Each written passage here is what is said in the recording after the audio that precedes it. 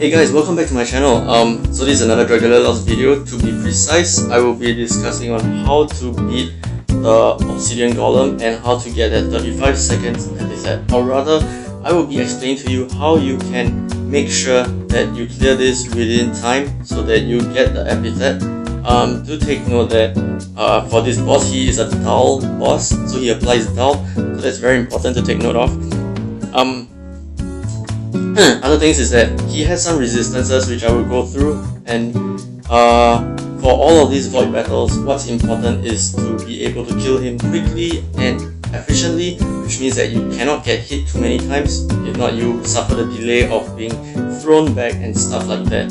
So with that out of the way, let's move on to the video. I shall stalk my prey as the vampire, yes, moving silently from shadow to shadow. Very nice. Good job, Edward.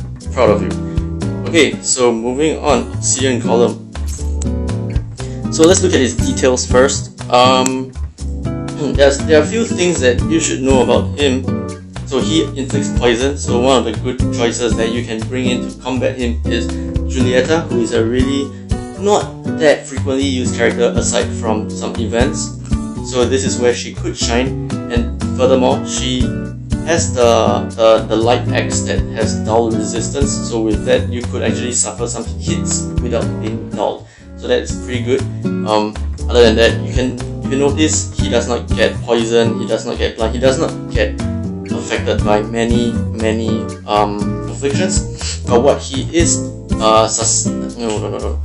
what he can be affected by is paralysis and sleep. But what's most important here is paralysis, because we all know that we have Albert now in our lineup. I mean, I do not have Albert, but Albert is now available to all the players, so that's if you get lucky, of course. But he is by far one of the best characters for this void battle. In fact, I think this void battle is built around him because of the fact that he can paralyze him, and he also has poison resistance, and also he has that sword that has the no resistance. At least I believe so. Yeah, I'm pretty sure he has. Yeah, and with that, by clearing this boss efficiently, you can farm weapons. You can farm weapons for. Sorry, my throat is going crazy. You can farm weapons that will help you to progress throughout the game. Furthermore, and yeah, so there is more than just the reason of completing him quickly. You also need to do it efficiently, and you need to grind him eventually, so that you can move on to other void battles like the Manticore, which is supposedly harder than him, and of course the Void Zephyr. So with that out of the way, I will describe how we can deal with him. Okay, so for this battle, do not expect me to beat him. I will just bring like one character down, which is my Helly, Halloween Ellison. I call her Helly. Okay, so there are 5 attacks that this golem does. The 5, I mean, there's at least 5 actually, because if I'm going to include his normal punch, that's going to be like a 6. So there is at least 5 attacks that he does. Notably, the first one, both of his arms will rise up above his head, and then you will see a telegraph in front of him. This attack is just a forward smash, that's all it does. It's very easy to dodge. Just roll through him, go behind him, and you'll be fine. And the next attack, I will call this a projectile attack, because what he does is with one arm up, one single arm up, and there's a telegraph in front of him, he will charge up an attack that eventually he will smash in front of him, but right at that moment, he will deploy a lot of quickly launched projectiles.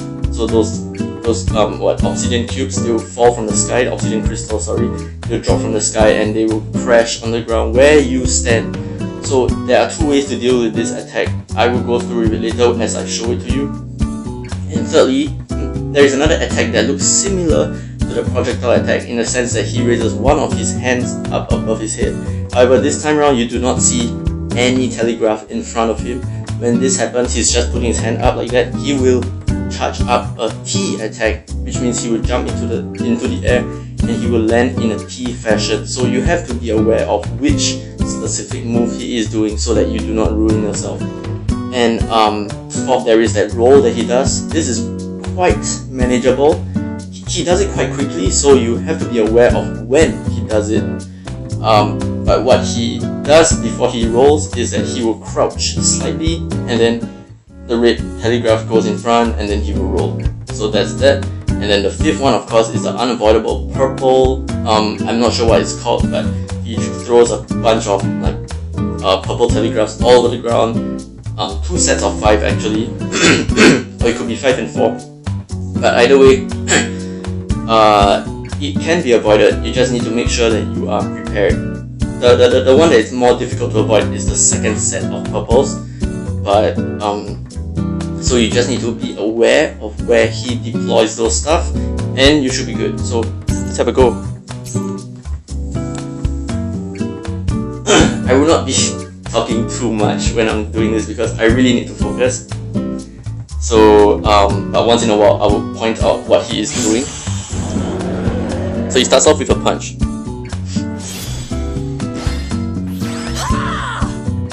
And then the frontal smash.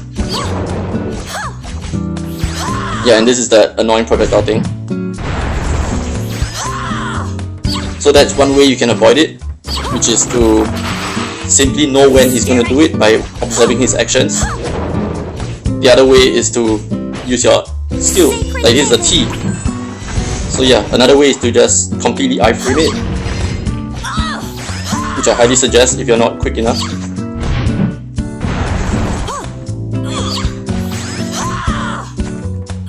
This is a T. Mischief maker.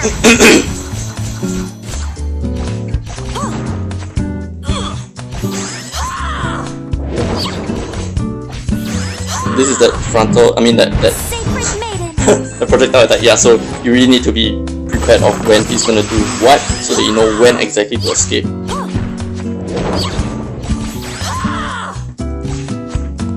This is a T.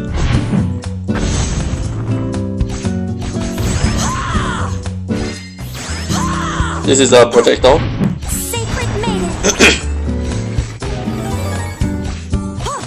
This is a T. Whoa, that was close.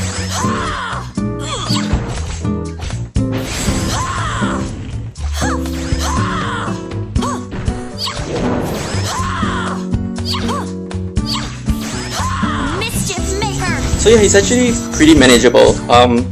As you can see, okay, so now this is the unavoidable. As you can see, he's actually really predictable. You just need to have a few rounds at trying him out, and then you get the hang of it.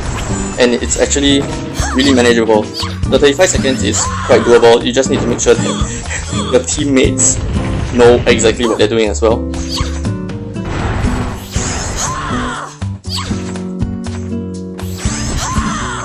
So yeah, that's pretty much it. After I break him, I'll be done. Oh dear, I just got hit. Okay, but so yeah, that's all there is about Obsidian Golem. So when he's broken, he takes a lot more damage, so it's very important for you to break him really quick. But in order to break him really quick, it means that you cannot get hit as well. You cannot afford to get dulled.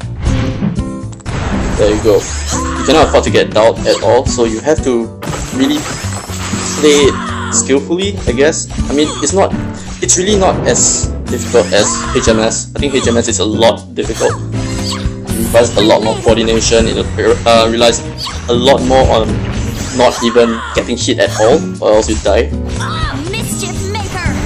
So yeah, if that's it, I guess I can end the video right here, and I hope this video has been informative. If it has, do leave a thumbs up, and just like put some stuff in the comments down below, you know. If you have any questions, just let me know. I will whenever I'm free, I will reply as best as I can. And yeah, that's it. If you really enjoyed this video and you like my content, do subscribe. It really helps my channel improve. And I will see you in the next one. They must do better than this. GG!